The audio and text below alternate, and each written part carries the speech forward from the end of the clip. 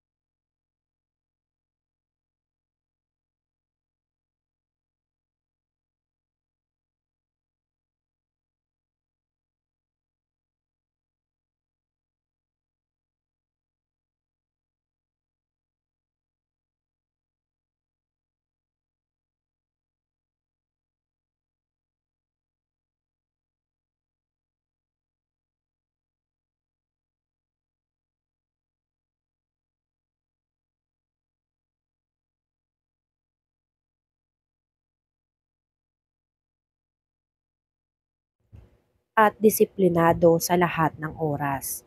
Makakaranas ng mga hadlang si Lilet sa kanyang investigasyon dahil si Attorney Alon ay may koneksyon sa mga taong may kapangyarihan.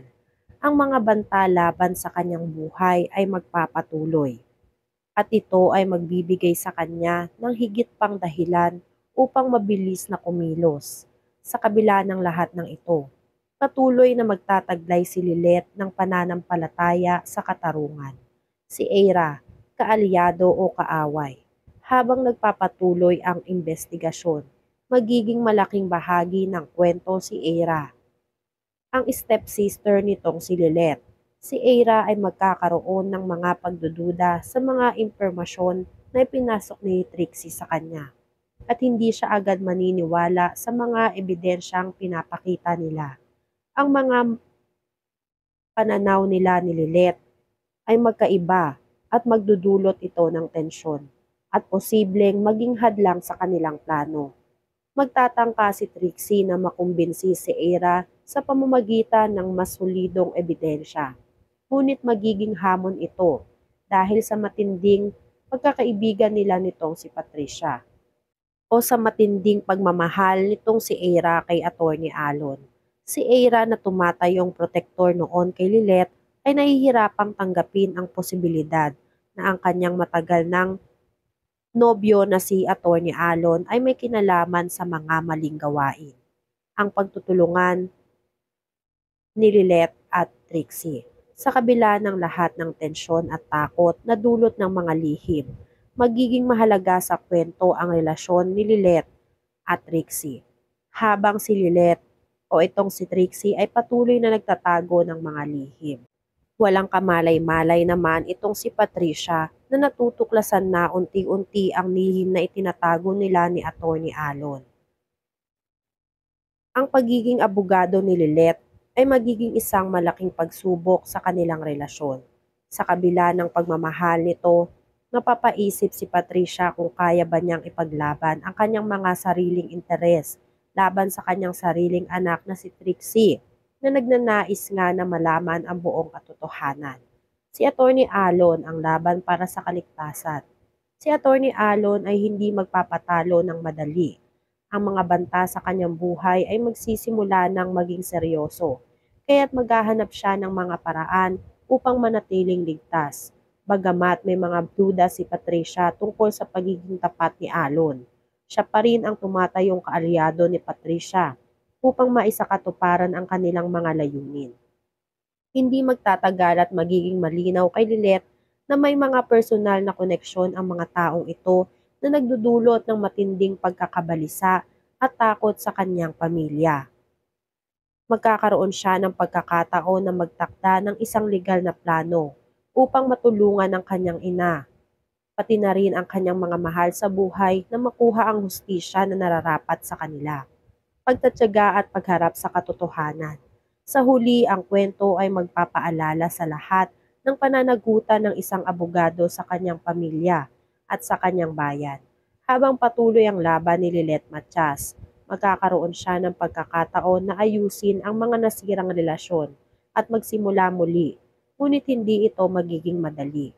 Magiging mahalaga ang bawat hakbang na gagawin nila at sa bawat desisyon. Si Trixie at Lilet at Eira ay magkakaroon ng pagkakataon na mapatunayan ang kanilang katapatan at tapang. Ngunit ang tunay na pagsubok ay hindi lamang ang pagtuklas ng mga lihim, kundi kung paano nila haharapin ang mga resulta ng kanilang mga aksyon. Isang laban para sa katarungan. Ang pagsisimula ng legal na laban kay Patricia at Attorney Alon ay magsisilbing hudyat ng mas malaking laban sa nakataya.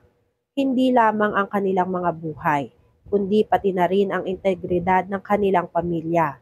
Lilet at Trixie ay magiging susi sa paglantad ng mga kasinungalingan at pagtatanggol ng mga tama, at magsisilbi silang mga simbolo ng tapang at katarungan. Ano kaya ang magiging resulta ng pagtutulungan nitong si Lilet at Trixie? Yan nga ang mga kaganapan at mga dapat nating abangan dito sa Lilet Matias. Kung gusto nyo pa ng mga ganitong klaseng video ay mag-subscribe at i-like itong video na to. Maraming salamat po.